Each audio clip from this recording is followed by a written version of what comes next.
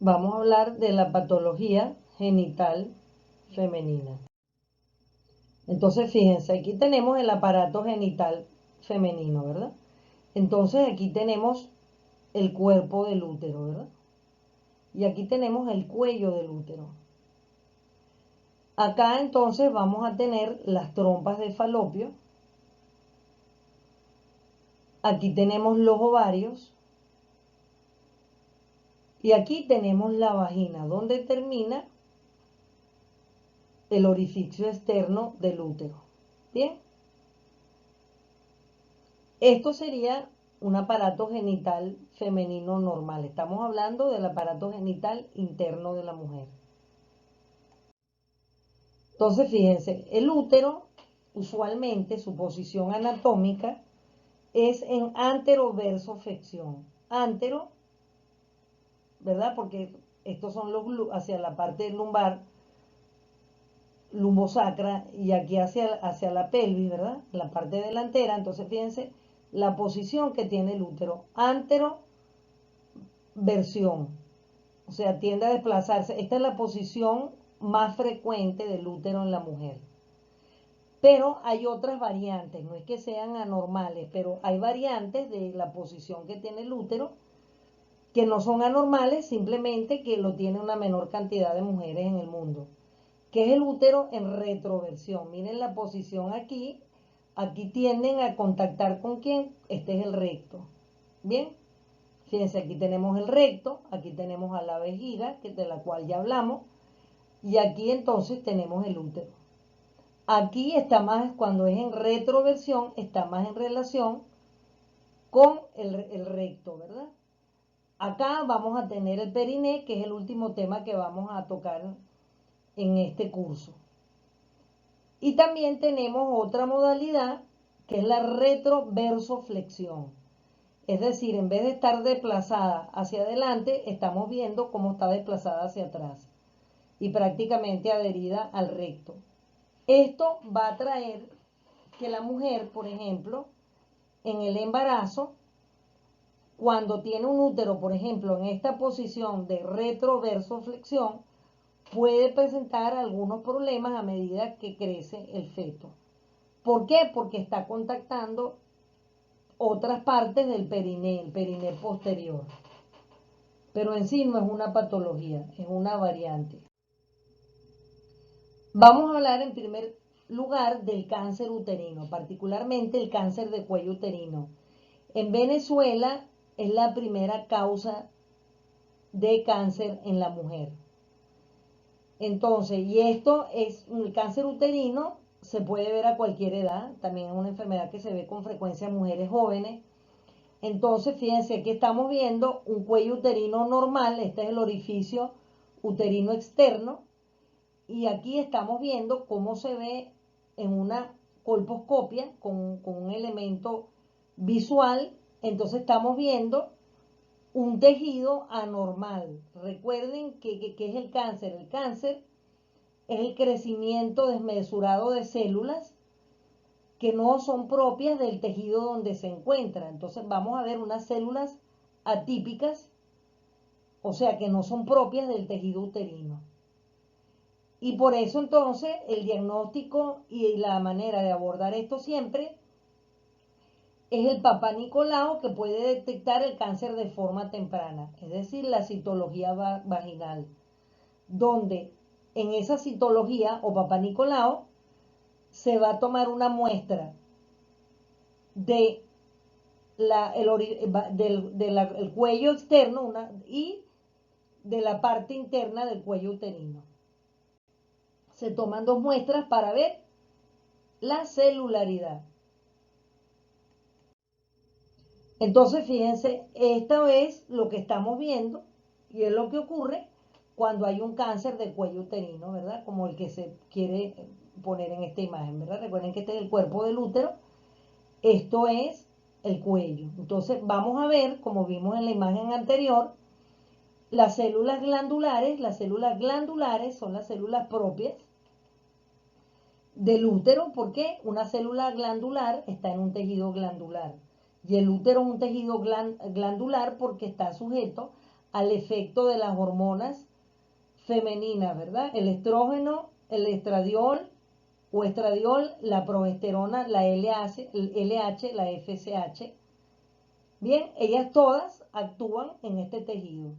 Entonces, el tumor, en cambio, va a estar formado por células extrañas al útero, que son células escamosas. Las células escamosas son células epiteliales, es decir, son células que histológicamente se parecen más a la de la piel. Y el útero no tiene por qué tener un tejido de piel, porque él es una glándula, él tiene que tener un tejido glandular.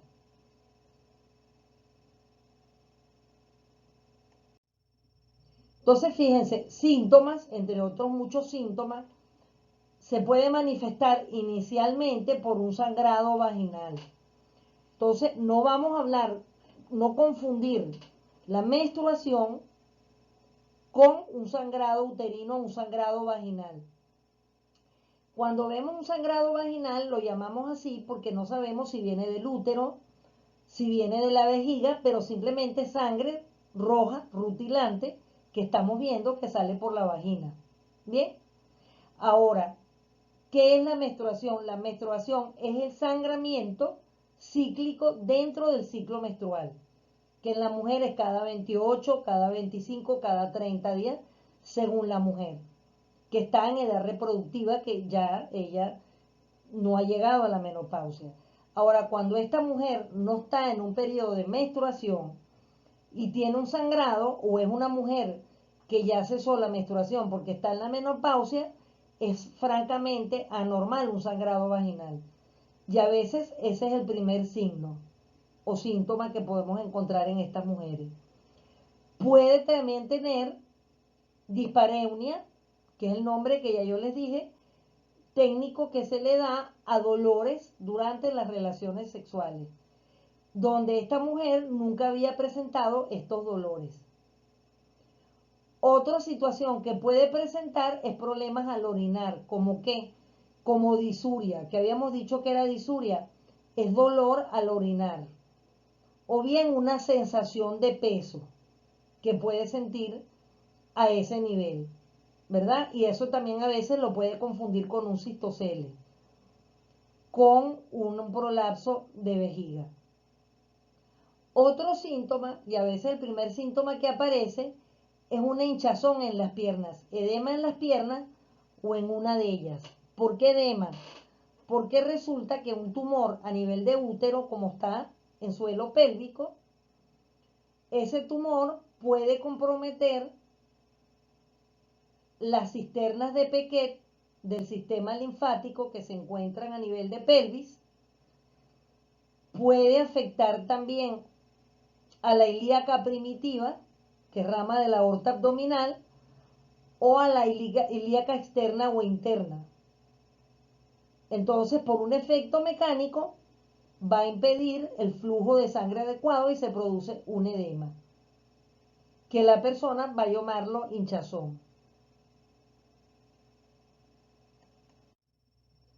Entonces, fíjense, para que esto quede claro, los signos más frecuentes y los síntomas tenemos sangrado vaginal, intermenstrual o después de haber tenido relaciones sexuales. Entonces, fíjense, va a ser un sangrado que no tiene que ver con el ciclo menstrual o después de haber tenido relaciones sexuales sin que esto nunca le hubiera ocurrido a esa mujer anteriormente. Puede tener un dolor que ella llama de espalda, un dolor lumbar, de piernas o pélvico, porque por supuesto recuerden que está el plexo lumbar y está su rama, ¿verdad? Recuerden que está el nervio obturatriz, el nervio pudendo, etcétera, que pueden comprimirse. Incluso se puede confundir con una patología osteomuscular. Y puede ser incluso un paciente que tenga un fisioterapeuta que lo está tratando por una lumbalgia, que no le ve una respuesta a esta mujer y resulta que esta mujer tiene otro diagnóstico en la cual no está en las manos del fisioterapeuta determinar esta enfermedad. Por supuesto, como todo neoplasia o cáncer, hay un alto consumo de calorías, entonces va a haber pérdida de peso y también de apetito. Pueden haber leucorrea o descarga vaginal, es decir, una secreción vaginal que no es sangre, que puede ser mucosa, purulenta, es decir, amarillosa, con una gran cantidad de glóbulos blancos, maloliente, porque el mal olor viene de esas células cancerosas o sanguinolenta por la inflamación tan grande que produce el tumor. Y lo que les hablé, la hinchazón de una sola pierna, o sea, va a llamar la atención que el edema no va a ser bilateral de los dos miembros inferiores, sino de uno de ellos. Otra patología frecuente, benigna, es la miomatosis uterina, vulgarmente conocida como fibromatosis. Entonces, fíjense, los tumores fibroides se pueden presentar en varias áreas del útero, ¿verdad? Esto es la pared de un útero normal. El útero, recuerden, que es un órgano hueco y es un órgano que está constituido por músculo liso. Es un órgano compacto que está constituido por músculo liso. Cuando estamos hablando entonces de un mioma, estamos hablando de un tumor benigno de músculo liso. Entonces vamos a ver que hay diferentes modalidades. Si esta es el endometrio o la luz del útero, y estas son las paredes del útero, puede ser un mioma intramural, o sea que no lo veamos en la parte externa, sino que está en la densidad de las paredes del útero. ¿Ok? Podemos tener un mioma submucoso, o sea que la mucosa que es la parte que da a la luz del útero, ¿verdad? Que es esta, la mucosa uterina. Un mioma subseroso, que sería este, que sería como un lunar o como una verruga que se proyecta. Un mioma submucoso, que está justo debajo de la mucosa. Está en la pared del útero, pero está justo debajo de la mucosa. O subseroso. Entonces, fíjense, ¿cuál es el mioma que da más síntomas o que produce más sangramiento? Los miomas submucosos, por la ubicación anatómica que ustedes están viendo aquí. Es más susceptible que se inflame a raíz de las descargas de sangre o de secreción que hay en la luz del útero. Entonces, fíjense, los miomas o fibromas son el tumor benigno más frecuente en el aparato genital, o sea, muy frecuente. Y fíjense que entre el 40 y 60% de las mujeres tienen alguno. O sea, que es bastante numeroso y bastante frecuente. Y de ellos solo se malignizan 0.5%. O sea, simplemente un control, pero no es algo que nos debe alarmar. Claro que debe tener un control periódico esta mujer, un control anual. Ahora fíjense, fuera de la miomatosis, aquí hubo una equivocación porque aquí tendría que ir no la palabra miomatosis, sino endometriosis. Ya hablamos entonces de cáncer de cuello uterino, hablamos de mioma uterino y ahora vamos a hablar de endometriosis, no miomatosis, sino endometriosis. ¿Qué es la endometriosis? Es el crecimiento de un tejido anormal que crece fuera del revestimiento del útero. Es decir, ¿dónde debe estar el tejido glandular? El tejido que responde a las hormonas femeninas. Dentro del útero, ¿verdad? Que es el órgano femenino. Entonces, lo que ocurre en la endometriosis es que este tejido, en vez de estar en el útero, va a estar, por ejemplo, en las trompas, va a estar en los ovarios, va a estar a nivel de los uréteres, va a estar a nivel de la vejiga, y eso significa que cada vez que la mujer tenga su ciclo menstrual, estos focos donde hay tejido endometrial se van a activar también y van a producir unos síntomas muy molestos. Estos síntomas van desde metrorragia. Fíjense que anteriormente hablamos de una hemorragia o sangramiento vaginal, ¿verdad? Cuando hablamos del cáncer de cuello uterino. Pero cuando hablamos de miomatosis uterina o de endometriosis, estamos hablando de metrorragia. ¿Qué es metrorragia? Es metro significa útero. Es una hemorragia que viene del útero. ¿Por qué sangra? Porque como hay muchos focos de tejido endometrial, se activan por efecto de las hormonas, entonces todas ellas sangran conjuntamente y hay un mayor volumen de sangre en esta mujer que el que debería tener en ese ciclo menstrual. También vamos a tener que en estas mujeres va a haber menstruaciones largas, es decir, la mujer va a decir, bueno, a mí a mí me duraba la regla, por ejemplo, o el ciclo menstrual, 5 días y ahora me dura 2 semanas, por ejemplo, 3 semanas o nunca dejo de sangrar. ¿Por qué? Porque entonces ya eso va a sangrar los días que toque de la regla el útero y los otros días que dure sangrando son estos focos distópicos o focos anormales que se siembran en otros órganos, como hablé, que se presenta la endometriosis. Al ocurrir esto, estos focos se mantienen inflamados y también producen dispareunia, que es otro síntoma. Y también dolor pélvico o dolor pelviano espontáneo, que se puede confundir, por ejemplo, con síntomas de infección urinaria, se puede confundir también con dolores lumbares que se están irradiando hacia pelvis, sobre todo cuando estamos hablando de estos tipos de dolores en mujeres jóvenes y aparentemente sanas, ¿verdad? No estamos hablando de pacientes con lesiones osteomusculares, artríticas, etcétera.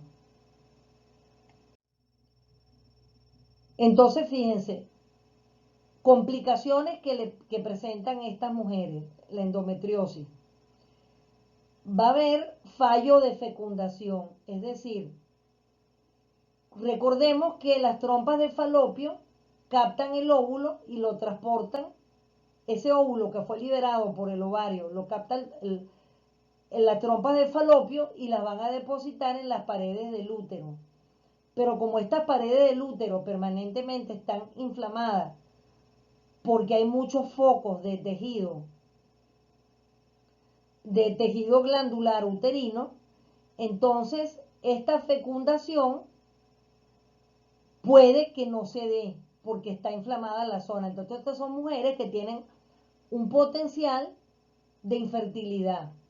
Y muchas veces en mujeres jóvenes donde se presenta infertilidad, que no están usando ningún medio anticonceptivo, que están buscando un embarazo y no lo logran, es porque estas mujeres tienen una endometriosis y es una de las cosas que hay que descartar.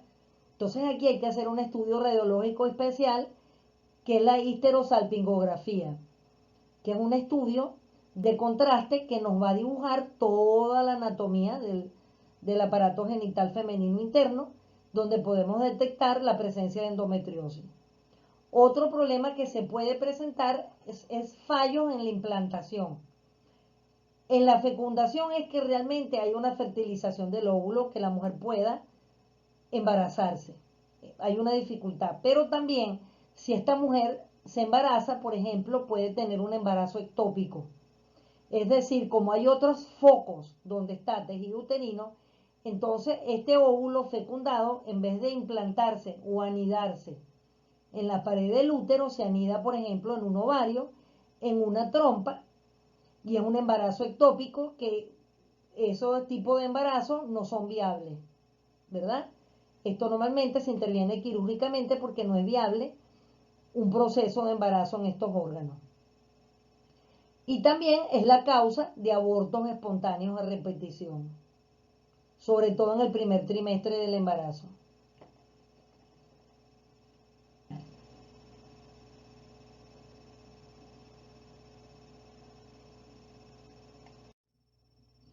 Entonces, fíjense, aquí tenemos en la endometriosis, una vez más, los síntomas, porque esta patología es tan frecuente como la miomatosis y se ve mucho en mujeres jóvenes.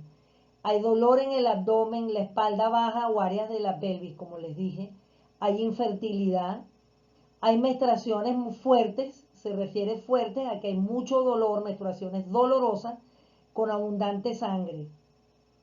Hay calambre, sensación de parestesia, dolorosa porque se estimulan la inervación del plexo lumbar, del nervio obturatriz, etc. Y normalmente una de las cosas que se plantea cuando la endometriosis es un proceso que en realidad es inherente a la persona, es decir, esta persona toda la vida va a tener tendencia a la endometriosis. No es una enfermedad que como tal tenga cura, de acuerdo, porque ya es una situación genética que tiene esa persona. Entonces la mujer que tiene endometriosis se le aconseja que se embarace preferiblemente antes de la treintena, porque un embarazo a esa edad, menor de los 30 años, es más factible que se dé donde se tiene que dar, que es en el útero, y ese juego hormonal que ocurre durante el embarazo estabiliza bastante y limita la endometriosis. Entonces, se sugiere que estas mujeres con endometriosis se embaracen y las estabiliza bastante en su condición.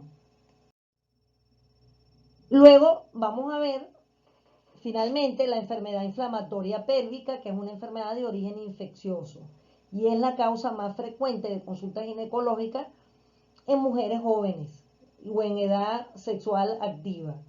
Entonces, fíjense, aquí tenemos un útero inflamado, una trompa inflamada o los ovarios inflamados.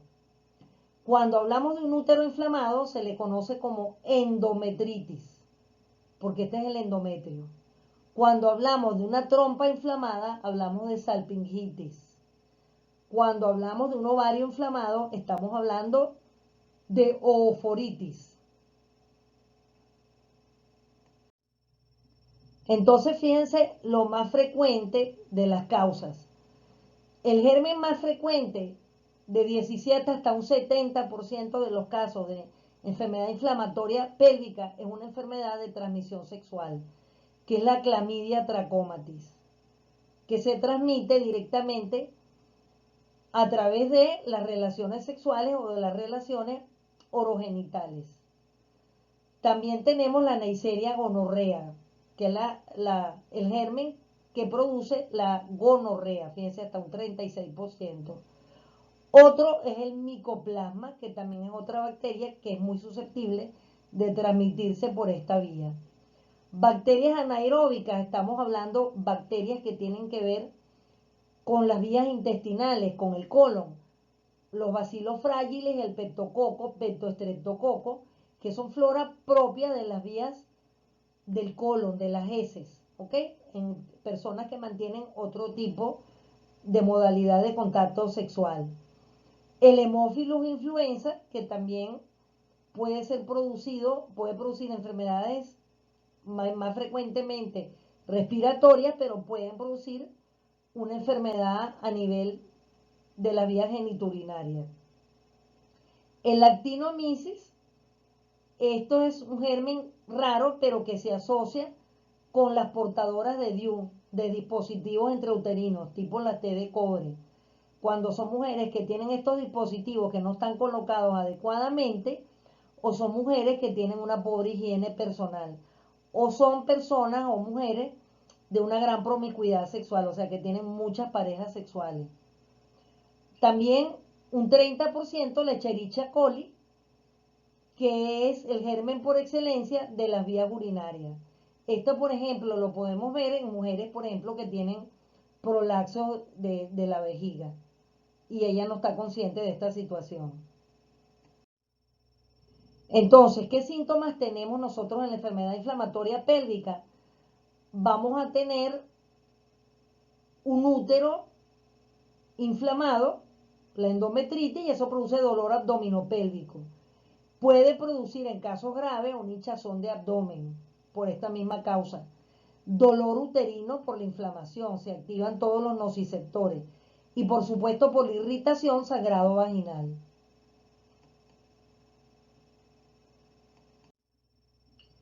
También puede tener, fuera del dolor abdominal, los sangrados, alteraciones urinarias como disuria, que es el dolor al orinar, o poliaquiuria, aumento del número de micciones.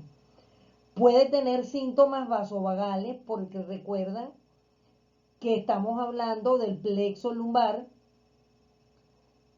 y pueden tener náuseas y vómitos, ¿verdad? También fiebre, porque estamos hablando de una enfermedad infecciosa. Luego, finalmente, vamos a ver el colpocele o prolapso uterino. Teníamos el cistocele, que era el prolapso de vejiga. El colpo significa útero, es el prolapso uterino. Entonces, aquí estamos viendo simplemente a qué nos referimos. Aquí tenemos un útero en posición normal y fíjense aquí un útero descendido, un prolapso uterino, que se llama colpocele. Si hay un descenso de el útero tan grande que también arrastre a la vejiga, se llama colpocistocele. ¿Qué síntomas podemos tener en el cistocele o colpocele? Estreñimiento crónico. Recuerden que la pared posterior da el periné posterior hacia el recto. Entonces, este desplazamiento del útero puede trancar la salida del recto y produce dificultad para evacuar o muchos días sin evacuar. Por supuesto, dispareunia. Los síntomas menstruales más intensos significan mucho dolor, más del que suele conocer la mujer durante el ciclo menstrual, o mayor sangramiento. Y por supuesto, fugas de orina, incontinencia urinaria. Entonces se puede confundir que hay un problema a nivel de vejiga cuando es a nivel de útero. Entre las indicaciones vamos a tener los ejercicios para fortalecer el suelo pelviano que ustedes manejan, que son los ejercicios de Kegel, una dieta rica en fibra para mejorar las evacuaciones a través del colon y el uso de pesarios con un determinado peso para desplazar al útero a la posición que debería tener, en algunos casos, cuando no está avanzado.